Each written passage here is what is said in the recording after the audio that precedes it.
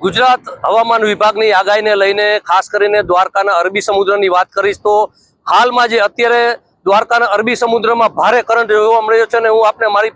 દ્રશ્યો બતાડીશ કે આ જે દ્વારકાના અરબી સમુદ્ર છે ભારે પવન અને જે કરંટ છે દરિયામાં તે જોવા મળી રહ્યો છે અને મોજા છે તે 20 થી 25 ફૂટ ઊંચા ઉછળ્યા છે જે દરિયાઈ કાંઠો છે ત્યાં અને ઓખા છે ત્યાં ઓખા બંદર પર 3 નંબરનું સિગ્નલ પણ લગાવી દેવામાં આવ્યું છે અને માછીમારી ભાઈઓને દરિયો ન ખેડવાની સૂચના છે અને તંત્ર આ બાબતે બિલકુલ સજ્જ છે। ત્યારે ખાસ કરીને વાત કરીશ તો હાલમાં જે શક્તિ નામનું જે વાવાઝોડું હતું તે ક્યાંક ને ક્યાંક દૂર હોય દ્વારકાના અરબી સમુદ્રથી પણ તેની અસર છે તે દ્વારકાના સમુદ્રમાં જોવા મળી રહી છે અને હાલમાં કહી શકાય કે જે સામાન્ય દિવસો હોય છે ત્યારે